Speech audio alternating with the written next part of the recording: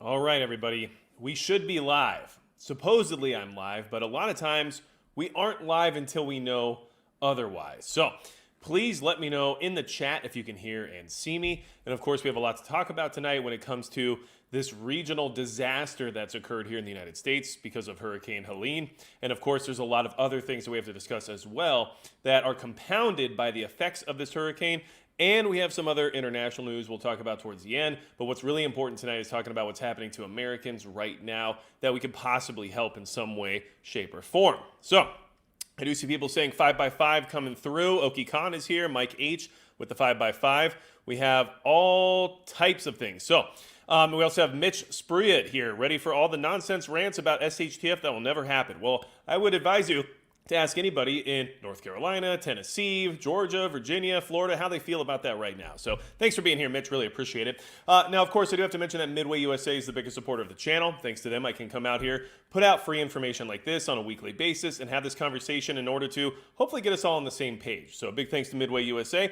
Now, diving right into it, now that I have lots of 5x5s and I feel pretty confident that you can see and hear me, we will talk about what happened with this hurricane so far. So Hurricane Helene, very destructive, immense amount of devastation. People are in dire need. So we're going to talk about this really quick to give you an idea of what's happening, just in case you aren't fully caught up. And then we're going to talk about some ways that maybe we as a community can help out. And then we'll talk about more that has happened because of this storm and how it directly impacts the supply chain, while we're also on the tail end of a possible dock worker strike in the sense of negotiations. And if they fail and fall through at midnight tonight, those workers will begin to strike. So a lot of things are happening right now. And of course, there's also a Verizon network outage that happened to affect the main area where it was needed the most at this point in time during this emergency. So a lot of things happening, and there's a lot for us to consider and a lot of takeaways from these events that we can learn from in order to be better prepared.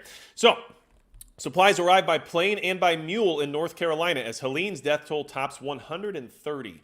So we are over 130 now for people who have perished in this storm, which is obviously a tragedy. And this is a huge amount of destruction. Like, it is out of control. It's going to go down in history as one of the most devastating storms to ever hit the country. And we just don't even know the full extent of the devastation at this point in time. So of course there will be a lot more details coming out here in the next few weeks, I'm sure. But as of right now, it is catastrophic. Okay. Asheville, North Carolina, which by the way was one of the hardest hit areas of this flooding and all this widespread damage. Widespread devastation left behind by Hurricane Helene came to light Monday across the South, revealing a wasteland of splintered houses, crushed cargo containers, and mud-covered highways in one of the worst storms in U.S. history. The death toll topped 130. A crisis was unfolding in western North Carolina, where residents stranded by washed-out roads and by a lack of power and cellular service lined up for fresh water and a chance to message loved ones days after the storm that they were alive. At least 133 deaths in 6 southeastern states have been attributed to the storm that inflicted damage from Florida's Gulf Coast to the Appalachian Mountains in Virginia. The toll steadily rose as emergency workers reached areas isolated by collapsed roads, failing infrastructure, and widespread flooding. During a briefing on Monday, the White House Homeland Security Advisor Liz Sherwood Randall suggested as many as 600 people hadn't been accounted for as of Monday afternoon, saying some might be dead. President Joe Biden said he will travel to North Carolina on Wednesday to meet with officials and take an aerial tour of Asheville. He said earlier that the federal government would be affected, or would be with affected residents in the nation's southeast as long as it takes. There's been a lot of comments about that. There's been some interviews where interesting things were said, but that's neither here nor there. We're worried about the people who are being affected by this more than any of this political garbage.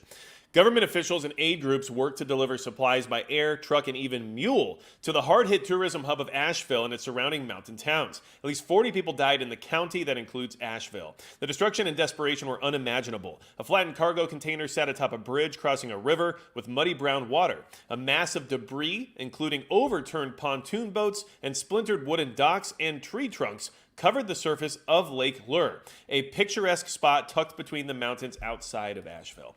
So this is a lot more devastating than most people usually experience during these types of storms because of the flooding and the flash flooding that occurred, where these just blankets of debris were coming down the mountains into these towns, which are usually nested in valleys, and the water had nowhere to go, and therefore things were just taken away with immediacy. And it's crazy. Some of the footage and everything else that we've seen coming out of this storm has been next level.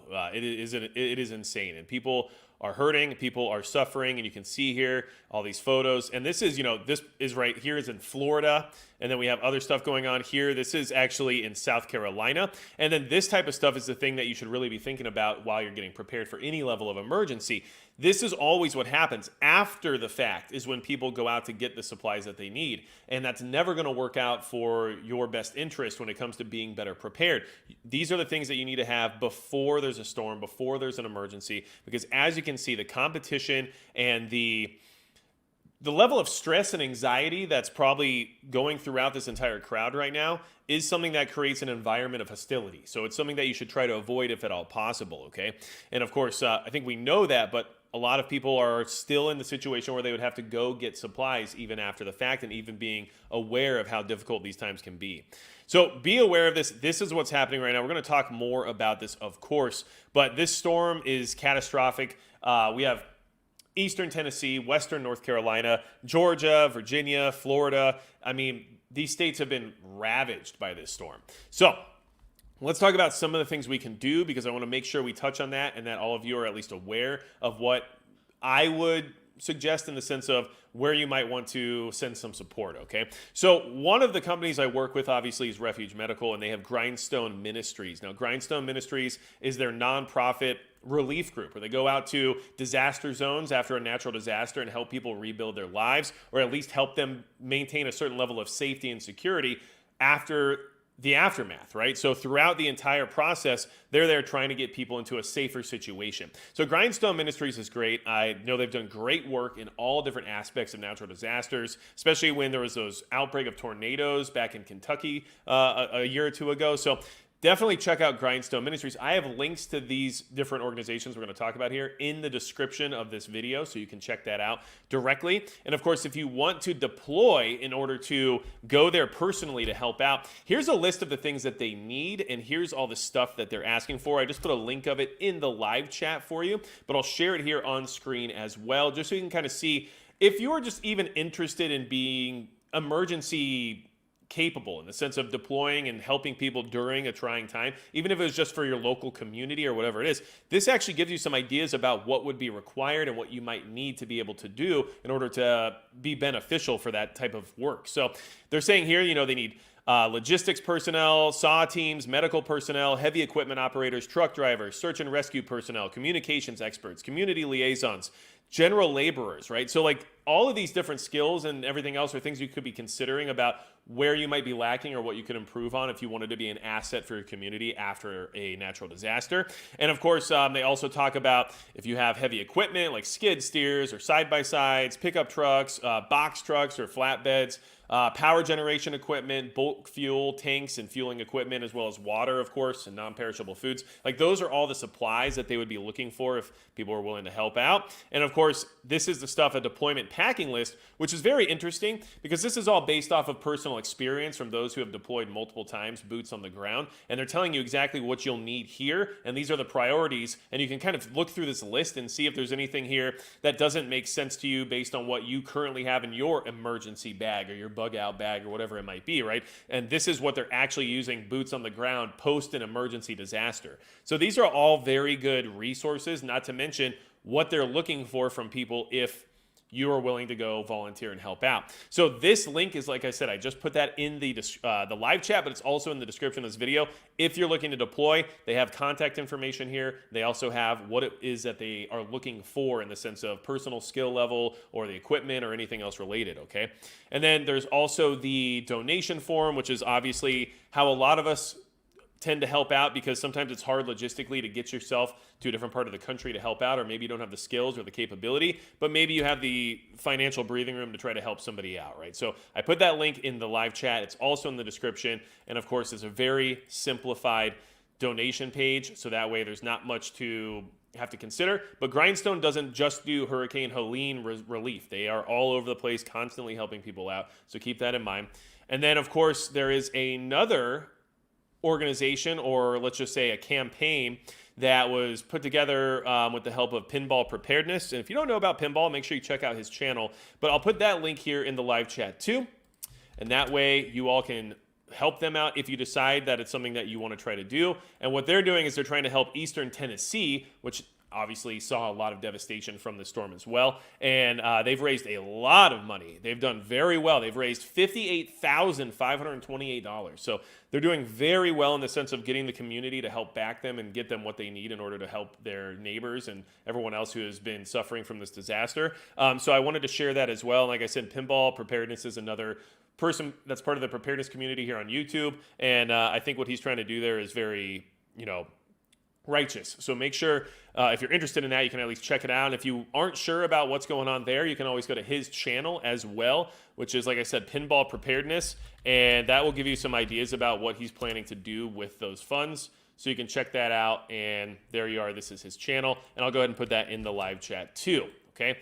So I wanted to go ahead and touch base on all of that first. So that way we could give people opportunities to help other Americans out if that's something that you're looking to do. Of course, not everyone's in a position to be able to do so, and that's not a problem. Like, no one's expecting anything of you, but there are people who are actively looking for ways to help support what these relief efforts are trying to accomplish. And of course, now they have an avenue of being able to do that. I also know that we have, good old Risky Krisky is on the ground in North Carolina trying to rescue people and doing water rescue missions. And there's a lot of people that are part of the preparedness community as a whole who are out there actively trying to help people. So keep that in mind while you're prepping for your own emergency scenarios. It's not always just about hunkering down and eating your canned food and trying to stay indoors and never seeing another soul again.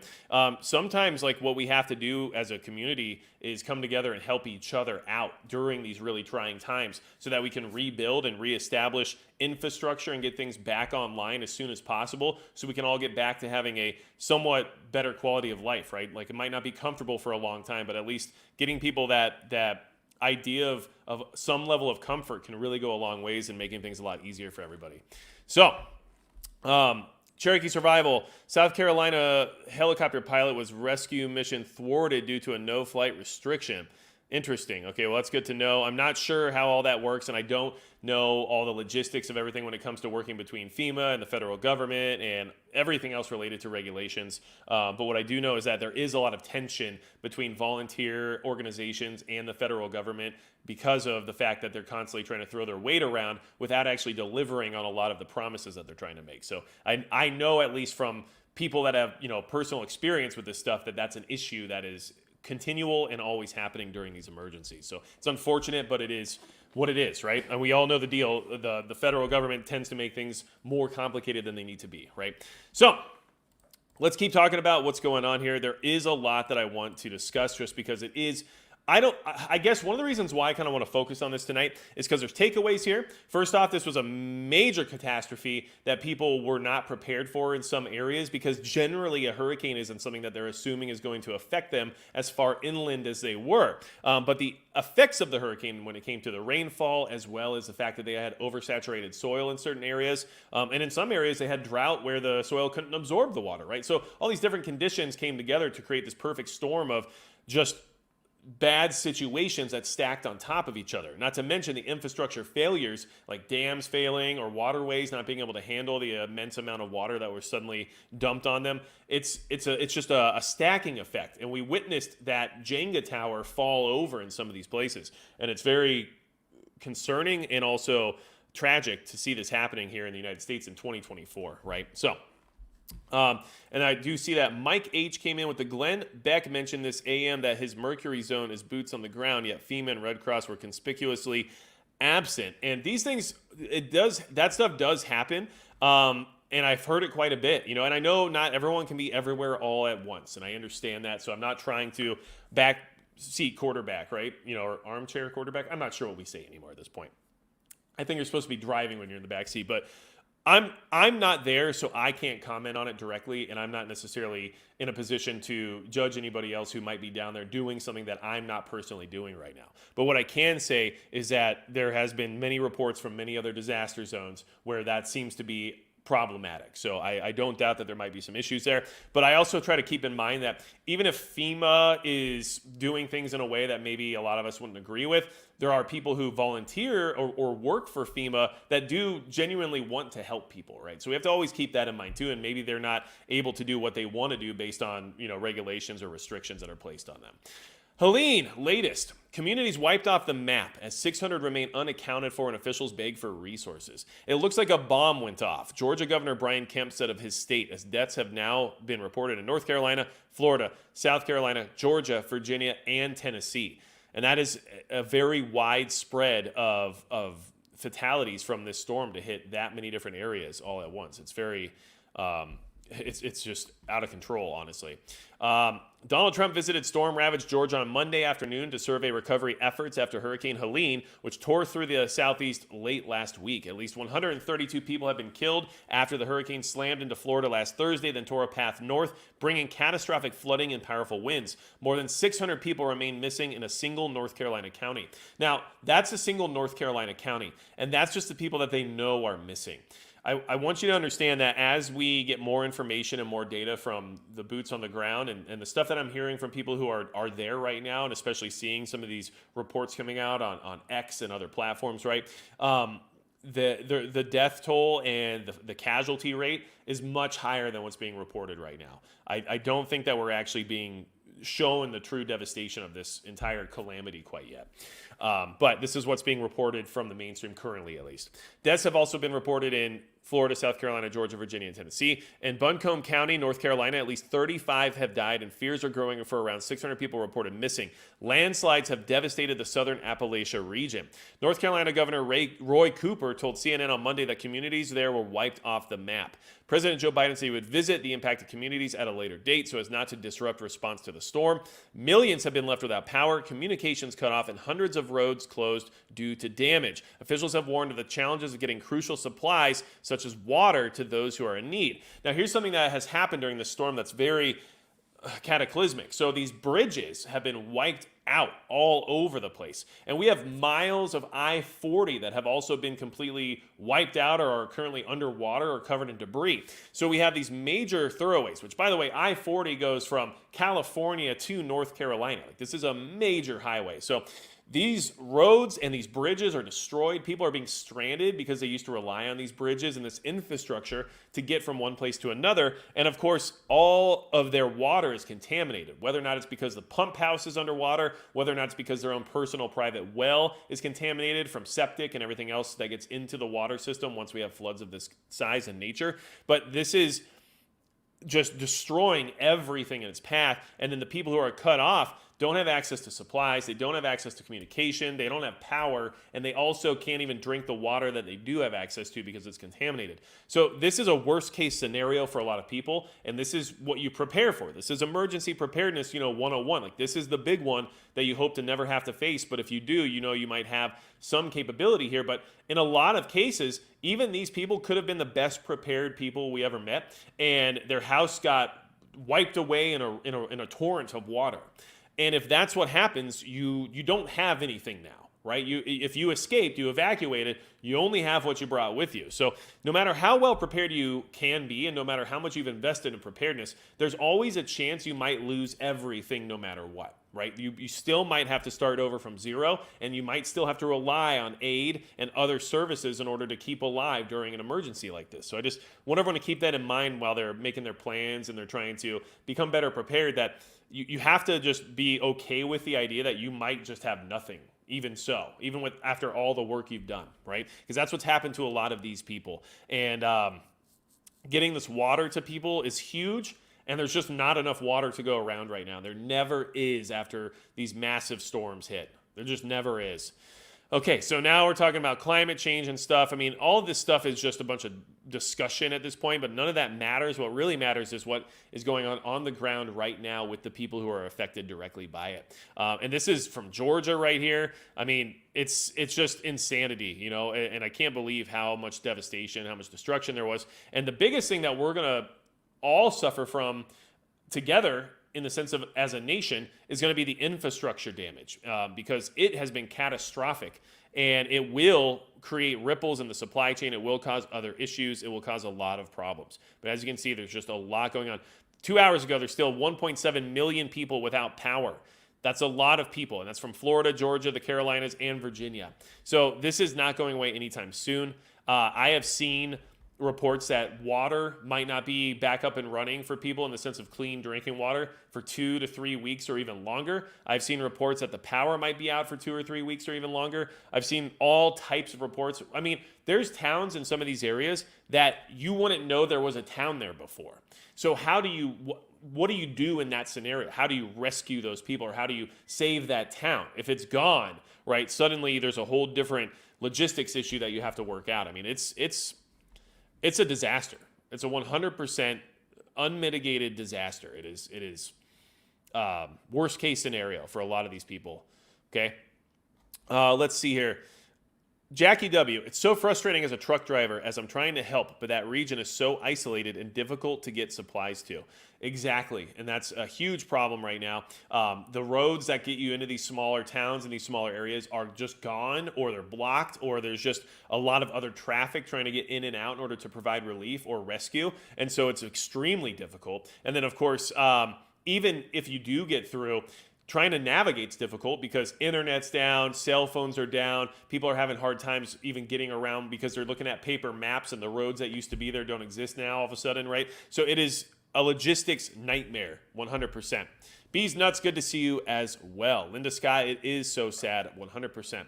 Now, let's talk about a little bit of what's happening just strictly based in Tennessee.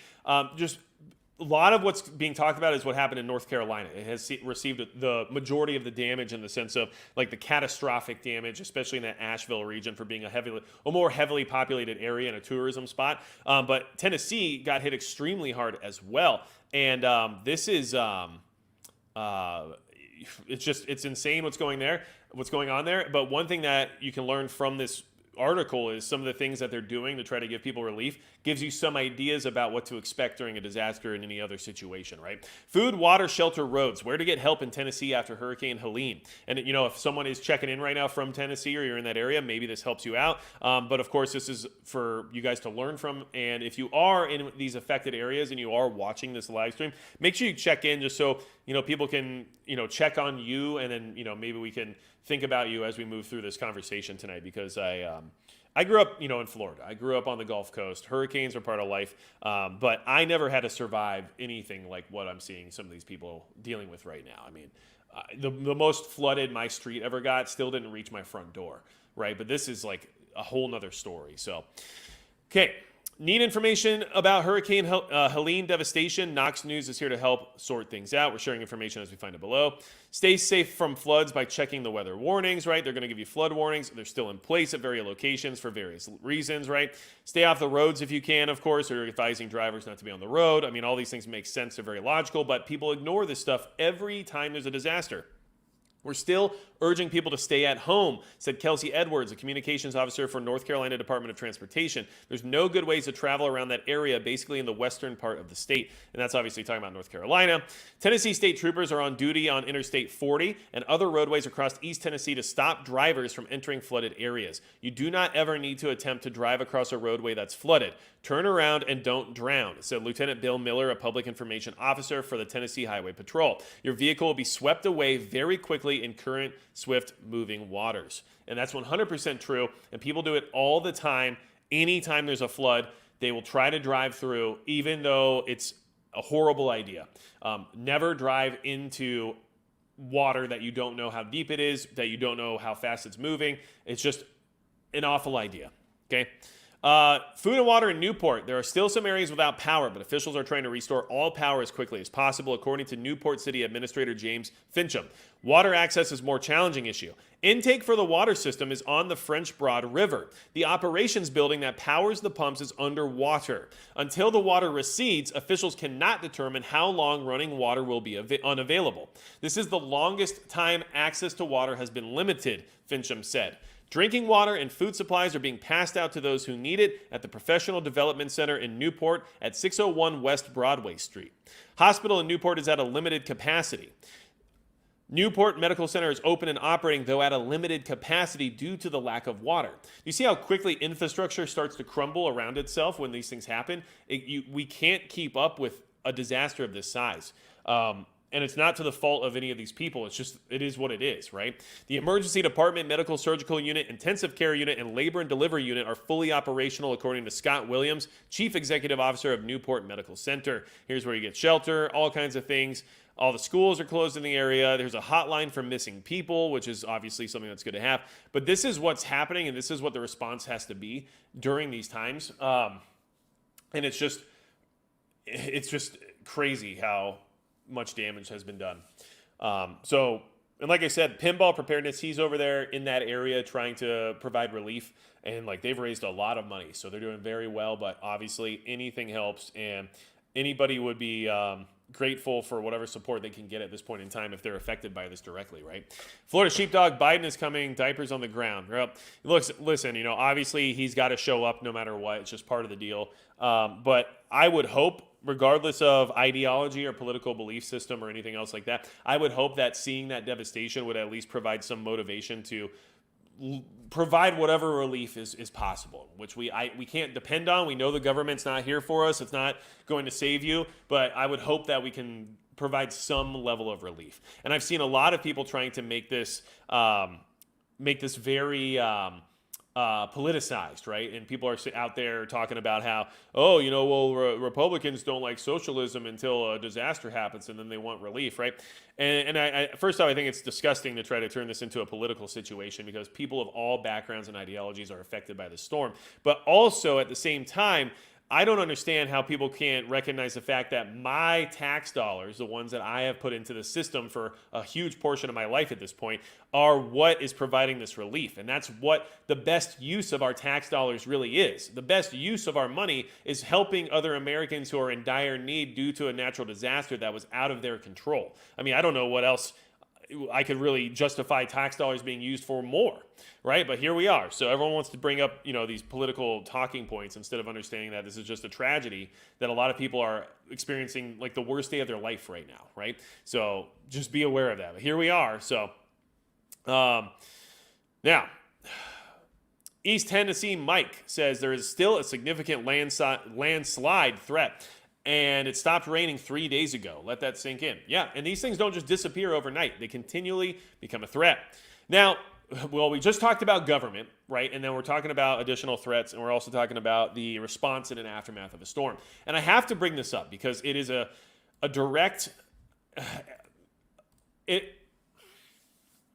This is what they'll do anytime they can get away with it, whenever there's an emergency, a national emergency, which doesn't necessarily have to be a natural disaster. But this happened in Florida, and this shouldn't be happening, and this is happening, which should tell you that there's people who are literally positioned, ready to do these types of things, these unconstitutional actions, when you're in your worst time of need. And when things are as bad as it can possibly get, that's when they'll try to sneak this over on you and try to make sure that you don't have any rights anymore, apparently. So, Florida City issues gun ban because of Hurricane Helene.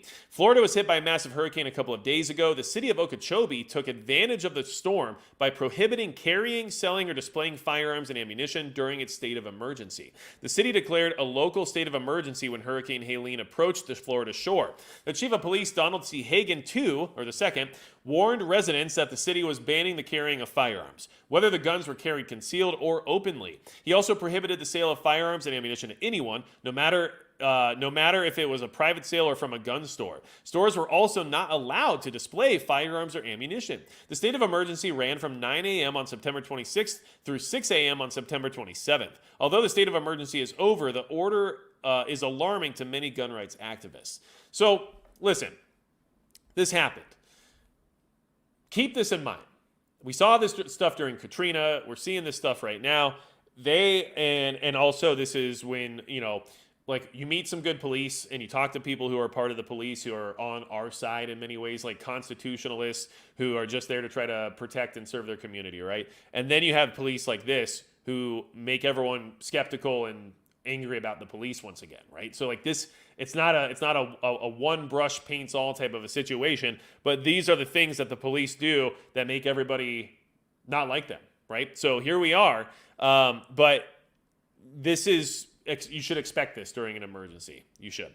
So I don't think it's reasonable. I don't think it's constitutional. I don't think it should be expected. But I think we'd be naive to not expect someone to do something like this, okay, and take advantage of these emergencies to stop people from being able to protect themselves. And I don't know if you guys remember the deployment advice from Grindstone Ministries that we talked about at the beginning of the stream literally said to bring your EDC with you. And one of the reasons why is because it's dangerous. These areas are dangerous. People are looting these uninhabited homes directly after a disaster. In fact, people, from what I understand, not only do they loot the homes, but they also set up shop right thereafter and start offering services in order to help the residents of the neighborhood they just stole from. So they'll start setting up, roofing or, tarp services or all types of things saying, oh, yeah, well, pay us and we'll help you fix your house up, But by the way, I'm the one who stole all your stuff. Like this stuff is happening, and yet we have the police being worried about the citizens who are being affected by the storm carrying a gun or not, but the criminals don't care what they say to begin with. And from my understanding, these guys who do deploy to these disaster zones, it can be very dangerous. They do not deploy unarmed because that would be stupid. So just be aware that they will try. They're still going to try, even if it's unreasonable. Now, we also have some other stuff going on. One of the things that's kind of compounding this disaster and making it harder to mitigate and harder to navigate is this Verizon outage that just happened. So if you weren't aware of this, Verizon, and it's still happening, it's still having issues right now, had an outage all of a sudden. So this story I thought was interesting because it tells you about some ideas you might want to consider when it comes to having emergency communications available, even if there is a cell outage, okay? Need my coffee? That sip was for you, replay crew. I really appreciate you guys being here. Always checking in as I prefer. Also, if this stream is beneficial to you, and of course, if it's beneficial to the victims of Hurricane Helene, and we can get some donations into some of those organizations I talked about at the beginning of the stream, please share this around so that way people can be aware of that. And also, if you don't mind liking the video, that will help get the message out even further. And of course, subscribing if you're new here would be good if you like these types of reports that we do on a weekly basis. So I appreciate you all very much. The Verizon outage showcases why satellite connections and disaster roaming are important. Okay. You probably know how bad it is in areas of North Carolina and eastern Tennessee that were hit by Hurricane Helene.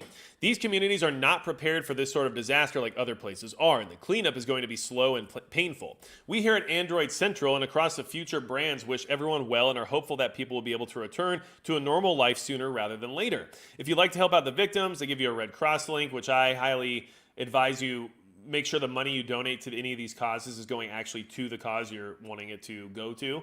That's as much as I'm going to say about that. Unfortunately, Verizon is having an unplanned outage over much of the United States, including areas impacted by Hurricane Helene, making communication difficult or even impossible for many. It doesn't appear that the two are connected, as people across the U.S. in unaffected areas also report issues with Verizon. That's little consolation to the people trying to survive another day, though.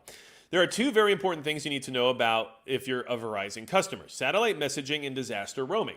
This is the information I want to share with you. We're going to talk a little bit more about this outage here in just a second, but this is what I think you should pay attention to just for your own personal preparedness purposes, okay?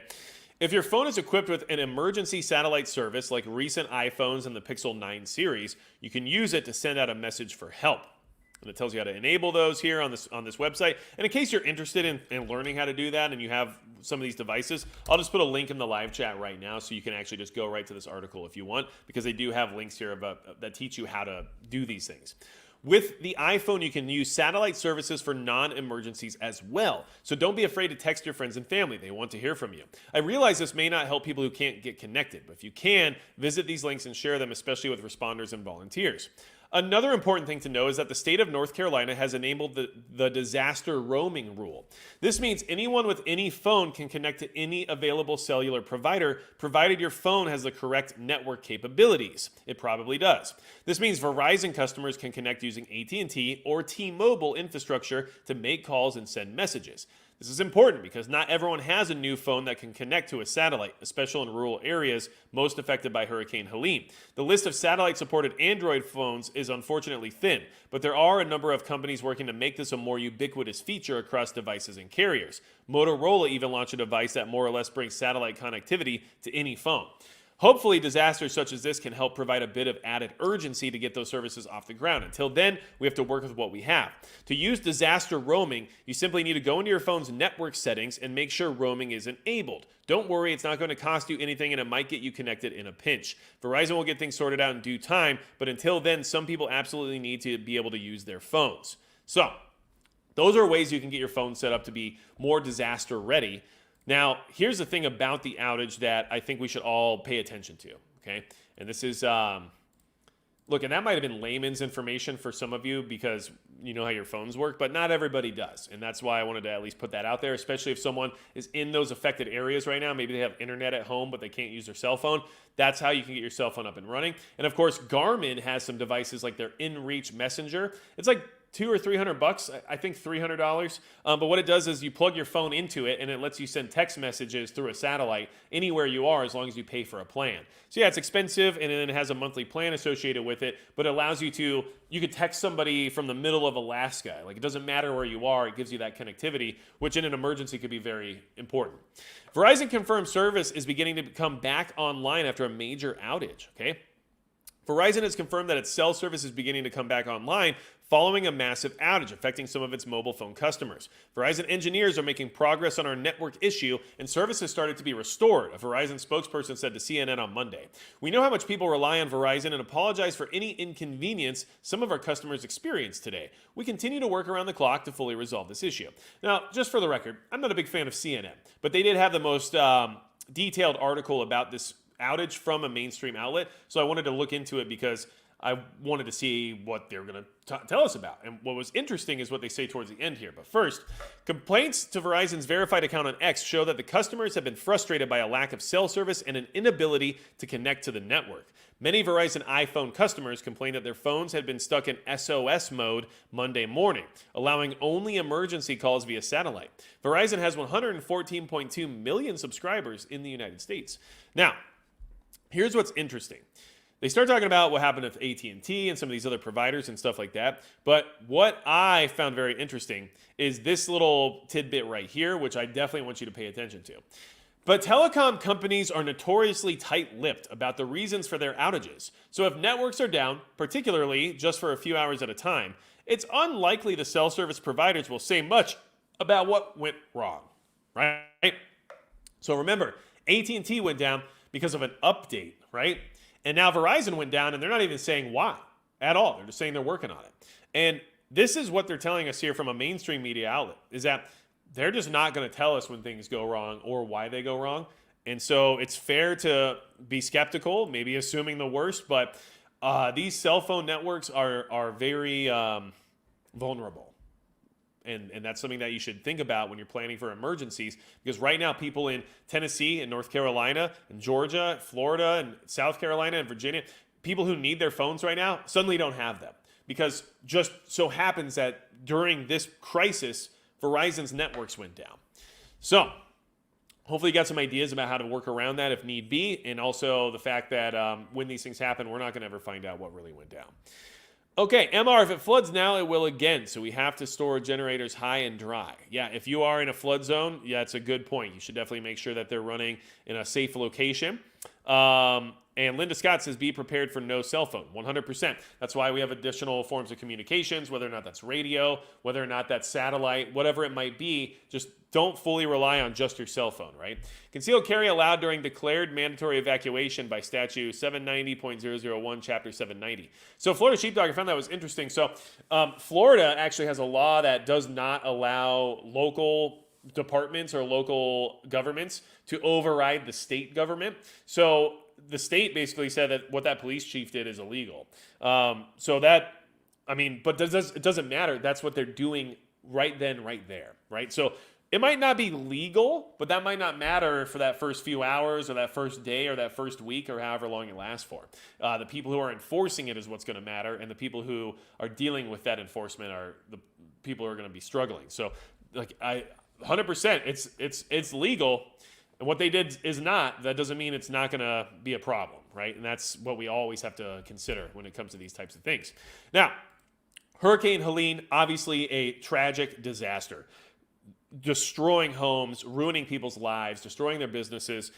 People have died. Like it's been a tragedy on a major scale. I don't think it's going to be a quick turnaround in the sense of a cleanup. These people are going to need help for a very, very long time. And the news cycle is going to move past it at lightning speed because we are coming up on an election. We're watching a war unfold in the Middle East. We know that there's still going to be an October surprise of some kind, right? We know that there's been multiple attempts on the life of one of the candidates. Like, things are going to move past this. We cannot forget that these people are struggling and going to be struggling for a very long time. So please keep that in mind as you move forward. And the storm is also going to affect the supply chain, and it is going to compound with this dock worker strike to create a perfect storm of shortages, okay? And now real quick, I'm just going to check something real fast just to make sure there hasn't been a new update, okay?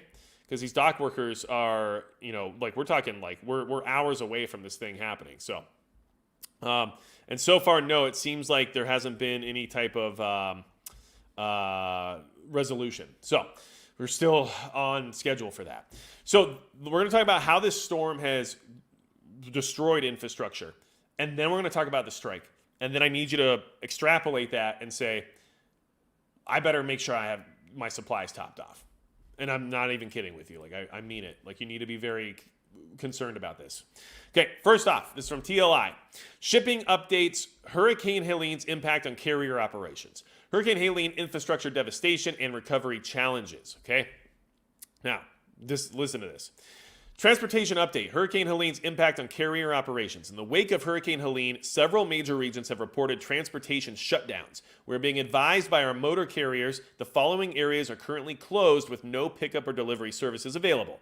Florida, Monticello, Tallahassee. Georgia, Augusta, Columbus, Hazelhurst, Macon, Savannah, Tifton, Valdosta. Wow, why am I saying all these so badly? North Carolina, Asheville. South Carolina, Greenville. As storm recovery progresses, TLI will continue to monitor carrier statuses closely. If you have an urgent shipment, Trans Logistics is happy to help. Reach out and we'll track your delivery to ensure it reaches the destination safely. Okay? Over 400 roads in North Carolina were closed due to flooding and washouts. Washed out bridges not only blocked transport routes, but also disrupted essential services like water, gas, and communication lines, leaving recovery efforts severely hindered. Many gas stations in the affected areas were forced to close, either due to lack of electricity or fuel shortages caused by disrupted supply chains. With tanker trucks unable to reach their destinations, diesel shortages spread across Florida and neighboring states, crippling truckers' ability to operate efficiently. Many communities found themselves isolated, with downed cell phone towers preventing people from contacting loved ones. Atlanta recorded a staggering 11.2 inches of rainfall within 48 hours, breaking a 138-year-old record. Okay? This is what they're saying about all of the transportation in this area. Now, let's move on to logistics hubs. I'm telling you right now, this is all going to compound. The timing is awful. This is really bad timing. Hurricane Helene shutters logistics hubs across the U.S. Southeast. Okay? Helene continues to disrupt critical infrastructure across Florida, Georgia, South Carolina, North Carolina, and now Virginia, affecting ports, airports, railroads, and power grids. Port Tampa Bay remains closed for all vessel traffic due to high winds. Landside operations continue in a limited capacity, but commercial shipping and cruise schedules are significantly impacted. Georgia and the Carolinas. Coastal ports such as Savannah, Charleston, and Wilmington are either preparing for shutdowns or operating at limited capacity due to storm surges and flooding. Virginia, the Port of Virginia, has restricted vessel traffic and is facing access issues due to flooding and storm surges, with limited container handling until safety inspections are conducted. Airports, Florida, Tampa International Airport's closed.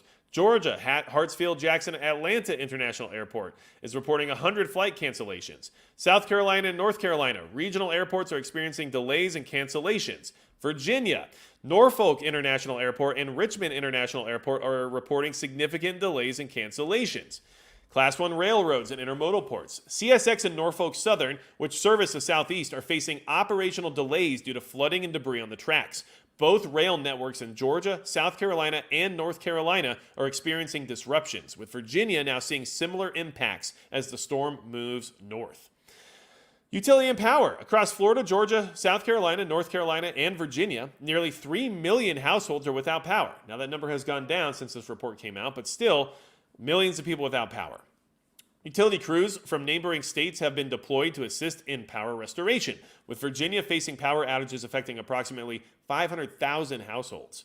Okay, and then we have the government emergency updates, which we all know is just basically the typical red tape and whatnot. This is a huge logistics issue. This is huge supply chain disruption, and it only gets worse at midnight tonight, which I guess my time is about 3 hours away. But if they're going with Eastern time, then it's only about 2 hours away. Okay. Dock workers strike. The timing here is awful. Okay. Desert 1776. All this will certainly put the stress tolerance of the snowflakes on tilt. I think it's going to put the stress tolerance of everyone on tilt, to be honest with you, because life's been hard for a while now when it comes to finances and stress and work and everything else, and this is just going to make life even more difficult. This dock workers strike could be a linchpin in many ways. Okay, this is the most up-to-date report I could find. With strike looming, progress is reported in talks between Eastern and Gulf ports and dock workers. So there may be some progress. Maybe it's avoided. Maybe this storm actually created a reason for them to try to compromise because they understand exactly what this would do to the country if they don't figure it out. But if this strike happens, like we're in a tough situation, 100%. New York, Associated Press. With a strike deadline looming, the union for 45,000 dock workers and the group representing East and Gulf Coast ports have exchanged wage offers, leaving a ray of hope that a deal can be reached without a major work stoppage. In a statement, the U.S. Maritime Alliance, which represents 36 ports from Maine to Texas, said that both sides have moved from their previous positions. The alliance said it also asked the union to extend the current contract. The International Longshoremen's Association is threatening to strike at 12:01 a.m. Tuesday in a move that could silence ports that handle about half the ship cargo coming in and out of the U.S. Half. Literally half. A message was left Monday evening seeking comment from the union. We are hopeful that this could allow us to fully resume collective bargaining around the other outstanding issues in an effort to reach an agreement, the alliance statement said. The alliance said its latest offer would increase wages by nearly 50% over the 6-year contract and triple employer contributions to retirement plans. The offer also would strengthen healthcare options and keep current language that limits automation. The union has demanded 77% pay raises over 6 years to help deal with inflation. Many of the ILA workers can make over $200,000 per year, but the union says they must work large amounts of overtime to reach that figure. The two sides had not held formal negotiations since June, and a strike appeared imminent. In a statement Monday morning, the union said the ports had refused its demands for a fair contract, and the alliance seemed intent on a strike. The alliance has said it was willing to bargain. A work stoppage would significantly snarl the nation's supply chain, potentially leading to higher prices and delays in goods reaching households and businesses if it drags on for weeks. Now, here's what that would affect and something to consider. A big takeaway from this that I want you to think about is that these disruptions won't be felt immediately. It's a cascading effect. And because of what happened during the pandemic and everything else, a lot of these retailers have actually began stocking up on supplies, and they actually have back stock, some of which are stored at the ports, which doesn't really help in this situation. But a lot of retailers have back stock now because they realized what happened when they were doing the just-in-time delivery situation. So there's a chance that they'll be able to keep things moving for a little bit during the strike. But there will be a time, for however long the strike goes on for, that we're going to get hit with a shortage because of that backstock being eaten up, and then whatever overlap is required to get all that product back into place before we actually have a skip of the beat, right? And so we actually are probably not going to experience that shortage for some time after the strike. And that's something that you should definitely be keeping in mind while this is all going on, okay? But here's what CNN's saying about the shortages that we should expect because of the strike. So this is something I thought you should be aware of because, well, this is what you would want to look out for, okay? Expect shortages of bananas, booze, chocolate, and cherries if there's a long port strike. I think it's going to be more than that, but this is just something to give you an idea about what to consider. If longshore workers at East and Gulf Coast ports go on strike Tuesday, as now it appears likely, it could choke off the supplies of many popular products that flow over those docks, but not necessarily right away. Businesses have been nervously watching the 12:01 a.m. Tuesday strike deadline approaching with little sign of progress toward a deal to avoid a strike of tens of thousands of longshore workers. Many have been doing what they can to prepare for the shutdown, but there are limits. It doesn't make economic or logistical sense to ship many of the goods that come into East Coast ports by alternative ports of entry or by plane. That means America could see some shortages of chocolate, alcohol, popular fruit, including bananas and cherries, and even certain cars if the strike lasts a long time. That could mean higher prices for the goods that are available. So basically it's saying here that they have back stocks of retail stuff because they've already ordered everything for Christmas season, right? When it comes to like, your typical consumer goods. But we'll go down here. But most of those holiday goods can sit in a warehouse or even in shipping containers for months at a time. That's not the case with perishable goods that flow through the ports, such as fruits and vegetables. And maybe the best example of that is America's most popular fruit, the banana. Virtually all bananas eaten in the United States are imported, and 1.2 million metric tons of bananas flow through the ILA-represented ports, with Port Wilmington in Delaware declaring itself America's largest banana port. Banana imports through those ports represent 25% of U.S. banana consumption, according to figures from the American Farm Bureau. But there are plenty of other imports as well, including 90% of imported cherries that move through those ports, and significant portions of berries and other fruits. While there are domestic sources of these products, such as cherries from Michigan and West Coast states, there's more demand for the product than U.S. growers can provide. And specialty food items, like imported chocolate and meats from Europe, are also at risk of quickly being short in supply, said Danny Munch, economist, American Farm Bureau. Consumers who like foreign-sourced things would be impacted, he said. It will be more expensive to buy those items at the very least. And raw materials used by food producers, such as cocoa and sugar, also come in through the ports at risk of being struck. Okay? So, they're saying alcohol is a problem, new cars could be a problem. But in reality, what this means is that certain things are going to be in short supply, which means everything's going to cost more. And one of the biggest issues for me as a parent and someone who has a decent-sized family is that, I don't know about you all, but bananas are one of the few things that are still affordable, right? When I go buy a bundle of bananas or a bushel, right, it costs me like $1.75. Like, it's ridiculously cheap to buy bananas. Eggs, on the other hand, are $4 a dozen where I am right now. It's like ridiculous. But bananas you can always get for cheap. So, if that one item that remained cheap this whole time actually gets expensive, then what else do we even have left, right? So just keep that in mind. But it's going to affect everything. It's not going to just affect those things because those things have a cascading effect just like everything else when it comes to supply chain. And everything will go up in price one way or the other. It is a problem. It is huge. And it is going to be a big issue for us here if things don't change in the next 2 hours, right? So, let's see here. Linda Scott, that's why I'm stocking up on holiday baking and cooking supplies tomorrow. Well, there you go, Linda Scott. Now you know that maybe that's not the worst idea.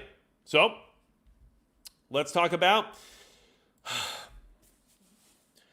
how we have two things to be concerned about right now that have some international ties, okay? The first one is that a week from today, our next live stream, right? A week from today is going to be October 7th. And October 7th, obviously, last year was a very bad day. And now there's a lot of chatter about things happening on October 7th once again here in the United States. So, Israelis warned of global threats ahead of October 7th anniversary. They're saying that anybody who might be Israeli or Jewish or whatever could be targeted anywhere they are. I have zero doubts that there's people in this country right now that might be willing to do something on October 7th. You should be preparing for that to be a very volatile day. And at the very least, if nothing happens, we'll all be appreciating the fact that nothing happened, but at the same time, hopefully safe, because we're smart enough not to be in places that are likely to be targeted or smart enough to not be in these heavily populated areas on a day that's very likely to see some sort of hostility, right? So, threats by terror groups against Jewish and Israeli targets across the globe are expected to increase as the anniversary of Hamas's October 7th massacre draws near, Israel's National Security Council warned on Wednesday. In our estimation, October 7th is expected to be a significant landmark for the terrorist groups, the agency, which is part of the Prime Minister's office, stated in a travel warning. During this time, an increase in efforts to carry out terror attacks against Israeli Jewish targets abroad is expected, both through planned actions and through local initiatives, individual threats. The statement continued. Citing public threats by the leaders of Iran and Hezbollah terrorist proxy in Lebanon to attack in retaliation for Israeli military actions, the agency urged citizens to follow the recommendations posted on its website. We wish to emphasize the dangers of sharing or posting on social media. Anything that could identify you as being a member of or active in Israel's security forces, the warning said. Pointing at risk of kidnapping, the NSC warned Israelis to avoid anyone unfamiliar who tries to make any type of contact with you, especially online, and for those who do most of their business abroad. The agency also stressed the real-life threatening danger in visiting Iraq, Yemen, Iran, Syria, Lebanon. I mean, you'd be an idiot to go to those places right now anyway. The advisory instructs tourists who encounter a perceived terrorist threat to first notify local security forces before contacting the National Security Council's hotline. Right? So this is obviously directed towards Israelis and Jews. But we are just as much at risk here in the United States, regardless of your ethnicity or your religious ideology or anything like that, because they would just like to see bad things happen here in America. And we know they're here. We know they have all kinds of stuff going on here. We know that people have been arrested who are working directly with Iran and some of these other groups just recently here. So please be vigilant on October 7th. And look, just for the record, just so everybody's aware, I'm Christian, but I definitely could be mistaken as somebody who might be Jewish. And I'm very aware of that because I've been made aware of it my entire life growing up in Florida. But what I will say is that, you should probably not be places that are likely going to make you a target. And you should probably not be out in major crowds and major urban areas where, the greatest amount of devastation could be concocted by somebody who wants to do something nefarious. So please be very vigilant and very smart about your plans on that day. It's a Monday. I mean, maybe it's a day that you consider that one sick day you've never used before. I don't know, depending on where you work or where you have to be. But these are considerations that as preppers, we're talking about risk mitigation, right? We're mitigating the amount of risk we have to take in order to be able to survive. And in a situation, in an environment that we're currently in right now, it's not the worst idea to say, hey, I'm just going to avoid this higher risk situation that could occur on that day, and we'll call it, preparedness related. And there you go, right? So I'm just trying to make sure you really consider that, because next week when we do this live stream on October 7th, it's going to be too late for me to tell you to be careful, right? So we have to do it today. And one of the reasons why you should be careful, and one of the reasons why that threat is ever growing, is, by the way, Israel invaded Lebanon today, officially, even though they've already been at war with them for days now, right? What I'm saying is they're on the ground in Lebanon doing military operations. Like that. The Middle East is hot. It has gone hot. Israel literally took out the entire leadership structure of Hezbollah. Just schwacking everybody. They are at war with everyone in the region. And we back them, right? Financially and logistically and everything else. The Middle East is hot. It has gone hot. That is a war now.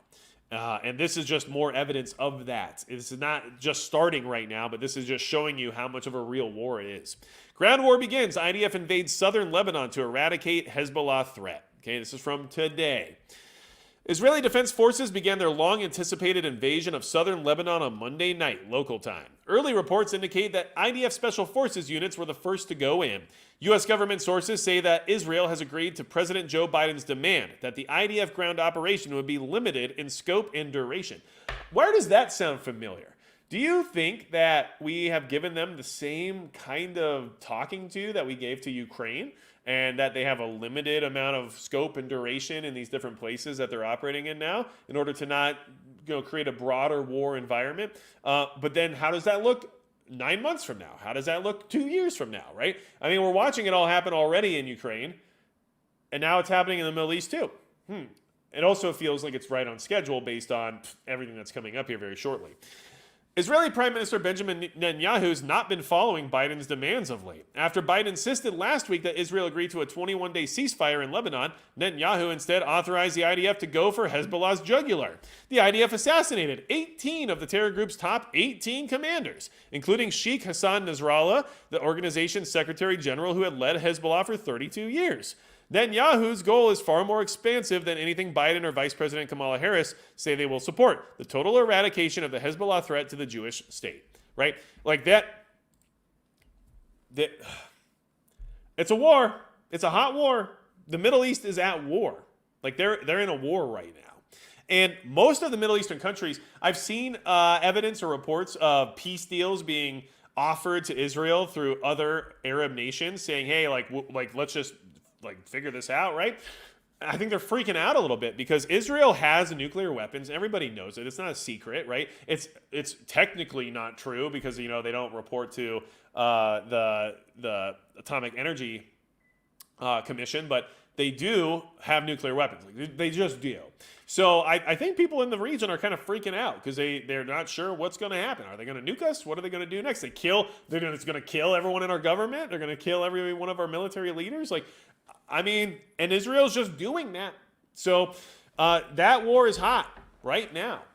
And look, I don't have a dog in that fight. My biggest concern at this point in time and at this moment in history for anybody is that we need to make sure America is taken care of. That's where we're at right now. This Hurricane Helene should show everybody where the priorities really need to be, because clearly we are not taking care of ourselves very well, right? And if we can't even maintain our basic infrastructure, I'm not talking about fiber optic cables and stuff. I'm talking about a bridge. We can't even maintain a bridge that makes it so people on an island can either get to supplies or not get to supplies. And so that bridge, which is literally a lifeline artery of a community, gets wiped out by a storm, and everyone just says, oops, right? How much would it have cost to actually update that bridge or reinforce that bridge or create a scenario where that bridge was less likely to be destroyed in a flood? Maybe it still would have been, but knowing that we're doing this stuff might have been helpful. I don't know, right? So it's just, and of course, people argue then too politically, the Democrats want to spend all the money on infrastructure. But we also know the government screws all of that up all of the time. The mess that is created by the government when they try to rebuild infrastructure, all the money just gets dissolved into nothing because every little middleman along the route takes their little portion of it, right? So you have your regulators that come in, they have to do their testing, and then you have all of your bureaucrats coming in and getting paid off by certain companies to get certain contracts, and they got to take their share, and then the contractors come in and they got to take their share, and then the equipment companies and the supply companies come in, and by the end of it, you don't actually get anything done, but everybody made money somehow. So that's where we're at right now, right? So I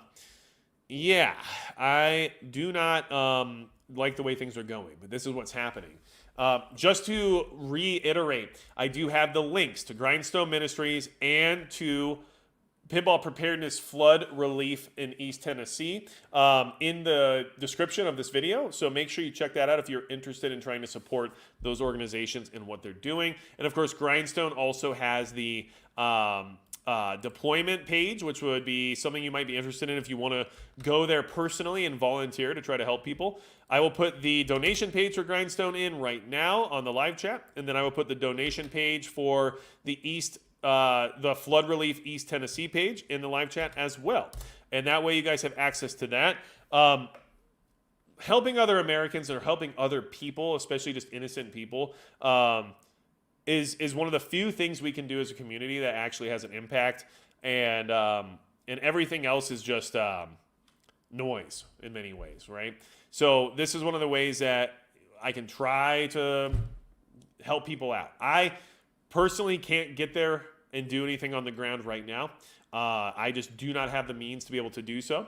However, and it's just currently right now with my situation and with the way everything's going with my family right this second, it's just not feasible. So, and that's unfortunate. But what I can do is have a platform like this one and hopefully help generate some community support and raise some awareness about these people who are on the ground doing these things and what their needs are and what could help them.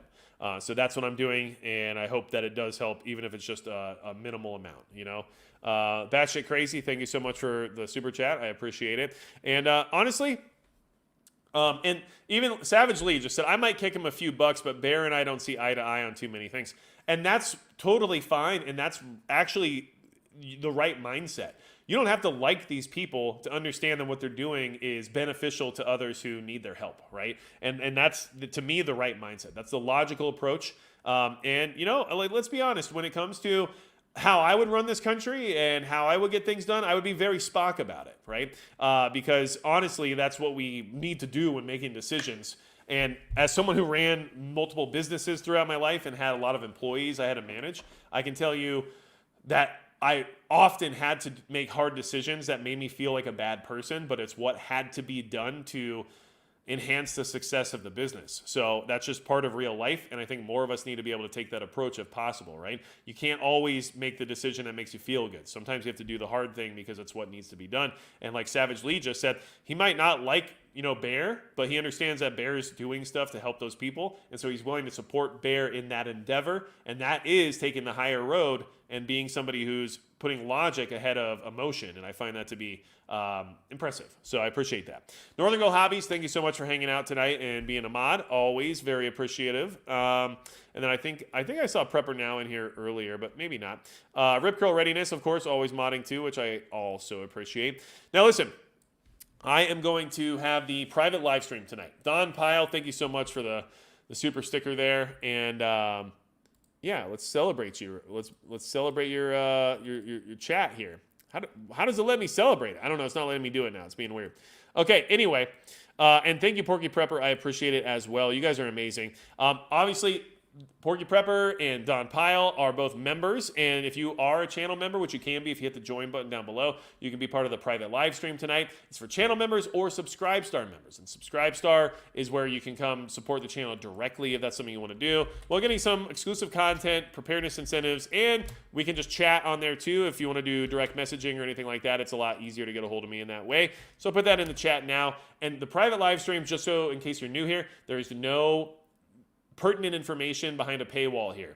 That is just casual format conversation and chat, and the whole purpose of it is my way of saying thank you to people who want to support the channel directly. So that's what I do. I do a private live stream every week so that we can hang out, I can say thank you, we can chat about things, and like I said, people want to support this channel directly.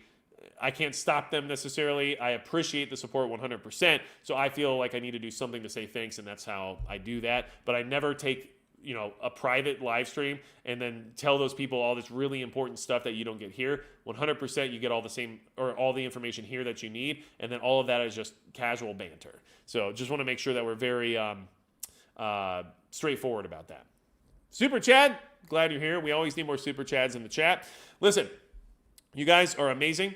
I'm going to go ahead and call it a night. I'm going to jump into the private live stream. If you're a channel member, you go to channel page and then the community tab, and that's where you'll find the link for that. If you're on Subscribe Star, it should be on your feed. And of course, if you're one of my mods on Discord, you know where to go. But also, if you're not on the Discord, you just go to magicprepper.com and you can join the Discord right from there. And the Discord is free, so you get to get in there and talk to other people who are like-minded and network with people who might be in your area. So, hey, Cold Reality, thanks for joining the membership. I appreciate it. And, you know, it's definitely not necessary, but it is appreciated.